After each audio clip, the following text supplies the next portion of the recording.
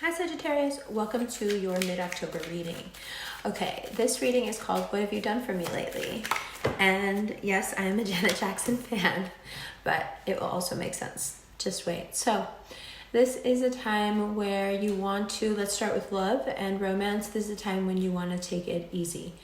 You want to develop things slowly, even if you are with someone. Perhaps it would be nice to harken back to a time when you were just friends with them and what it felt like to just know them and not necessarily expect anything from them. As the year closes out, your feelings will deepen, whether this is a new thing or not. But for right now, you have this, for Sag rising, it's an 11th house thing. It's Mercury there, where you want to be out, you want to be moving around, you don't necessarily want to be tied to one thing. You want to bring people together, you want to bring lots of people together. It's about community, it's not about a specific person. So friendship is really the only door that's open to you right now when it comes to inviting romance in. So take your time, whatever develops very slowly. If you feel like, this is not my type, don't discount anyone. If you feel like someone isn't your type, or it's just not what you usually go for, that doesn't mean that it can't. These are the two cards that popped out. It doesn't mean it can't turn into something really, really wonderful and meaningful for you. So just remember that. Okay, now Mars is in Scorpio, and that means that the past is bugging you. And it can bug you in many ways. It can be something that a current partner did that you can't seem to get over. It can be something that happened at work that really got to you and you haven't been able to shake it, and now it's kind of back even though nothing new has happened. You feel the pain all over again.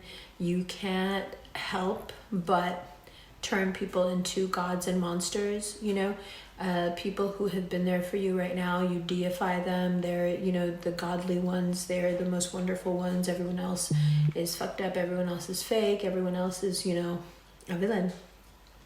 But this extreme pendulum swing that we're seeing, it's a cycle. And it's about, most of the time people get mad at you because they're like, oh, why are you trying to take it so deep? But this time, they're right.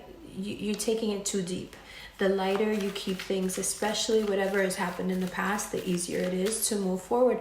And plus, the thing about the past right now that's really annoying for you is that the things that are coming up are things that are not even necessarily anything you can do anything about, or that are really bothering you, because things are actually going very well. It's stuff from the past that you really don't need to dwell on. But if you dwell on it, it will make things very difficult for you. But also, it takes away from your natural power. It takes away from your energy levels. It takes away from your brightness, from your ability to, move in the world the way that you like to. It makes you combative. It makes you argumentative. It makes you mad at people in your present for things that happened in the past that had nothing to do with them. So you want to be really clear. Mars for Sag rising, this is Mars in Scorpio, is Mars in your 12th house. So you want to be really, really clear about how or what is controlling you. Is it you now looking through your eyes in the now, or is it the past? Is it what's happened to you? Is it what, what is making all of this come up? Okay, fine, Sag sun, Sag rising, it's like, this is controlling me. I can't find my way around this, right? So you have to be really careful. You're also judging people based on a past that doesn't apply to them anymore. So where you could be fostering a sense of community, which you love, instead you could be pointing out people's faults and bringing really happy situations, occasions, events, and turning them into something contentious, something, argumentative. Don't do it. Don't do it. And the thing is, most people don't understand that when you get combative like this, it's because you're stressed. And nothing stresses you quite like the past, because there's nothing you can do about it. Right? Now, the solar eclipse for you it's about two things, or it was about two things. Figuring out who's definitely not carrying their weight, what's dead weight, and what needs to be cut away because it's just not working, and what part of you, like, where does your competency and worth come from? You see the lack of it in others. You see exactly who's not pulling their weight and needs to go, or you did see. And you also see a very honest reflection of your own competency and worth, especially when it comes to work, career, and money, especially. So if you feel at this time as if there are some dreams that have to get left behind so you can make the monies, and now you're very, very clear on how to make the monies, and in fact you realize that it could be really fast. It could be really fast. It could go really, really fucking fast. When you cut out the dead weight, whether you are keeping that person around because they're a romantic interest, or because you believe they have potential, or you owe them in some way, or you feel like you owe the universe, you know, the stuff you be doing to yourselves. Regardless of why you feel like this person needs to be around, I think it's time for you to reap the rewards of your work and not so much focus on carrying the weight of others. You can't really do both. And right now it is a time for you to be soothed. You know, the first card out is Four of Swords. It's time for some ease and some rest. And of course that has to start with who's around that's making my life harder and not contributing anything. And what they are contributing, if they're contributing, is not enough.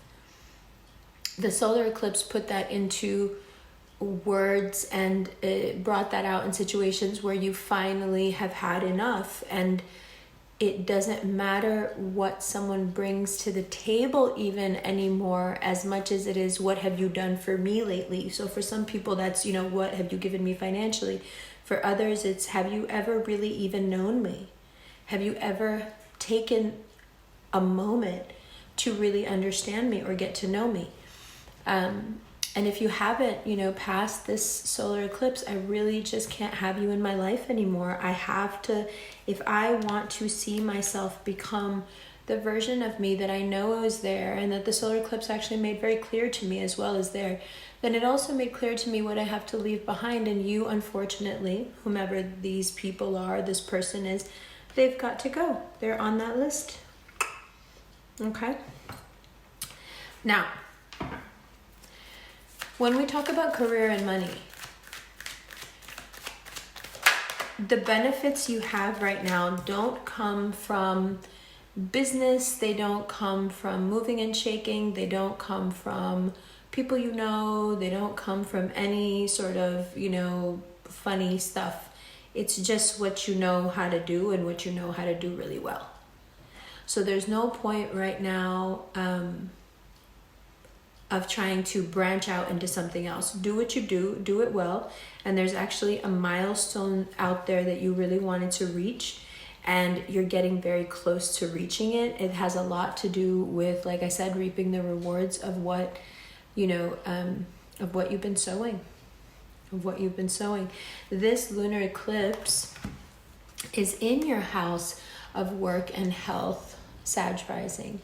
Okay, so whatever you do for yourself right now, however you focus on yourself, whether it's work or health or both, you're upsetting a lot of people. And I think this particular eclipse season is very important because it brings to light something for you that I think as Sagittarians you often miss, but your partners don't and your friends don't. But it's really hard to convince you of this fact.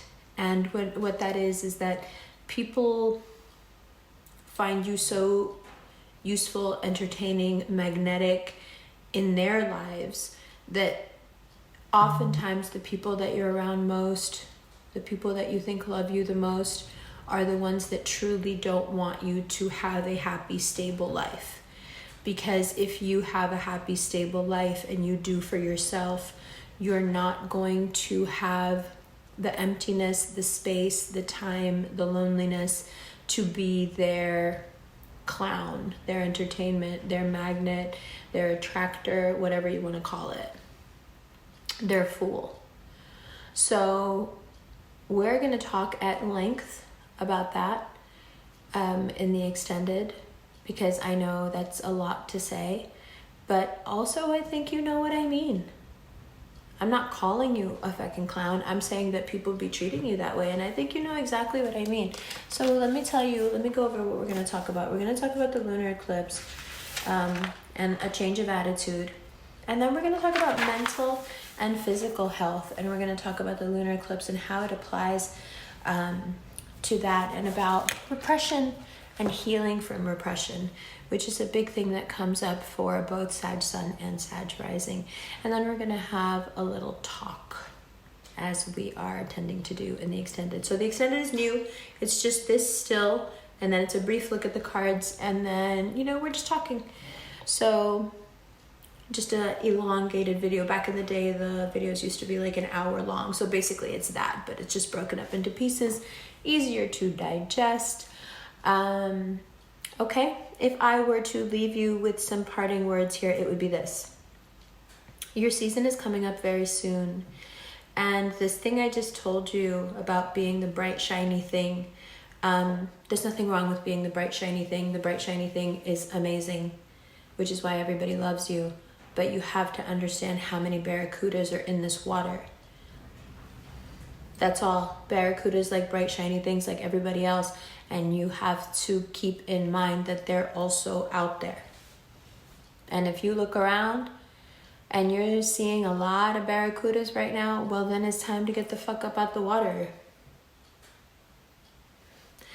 I'll see you in the extended right now. Lunar eclipse. Love you.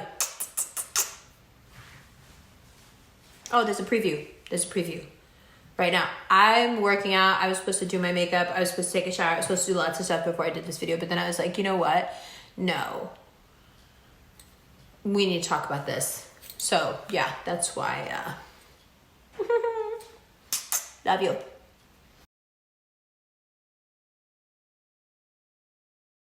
Hi, Sagittarius. Okay, let's talk first of all about what I just said. That thing, let's use the cards, that thing about people using you to the point where you don't even realize how opportunistic they are until what you want to do diverges from what they want or what they want you to attract to them. When you want to attract something to yourself that's different from what they want to be attracted to all of you together, they will find issue with you because they don't want you to go off and attracting stuff on your own. That should give you pause. That should upset you. It should do a lot of things. And you should see this from the solar eclipse until now. You should already be seeing this in people. You should be seeing where they don't pull their own weight, where they're relying on you heavily, but also they're using you. They're opportunistic. They're using your energy to basically that speed, that drive, that energy, that running horse energy that you have. They're using you for it, you know, and they're basically like acting like charity cases. But at the same time, even though they're the ones acting like charity cases, you're still the one who's the fucking clown.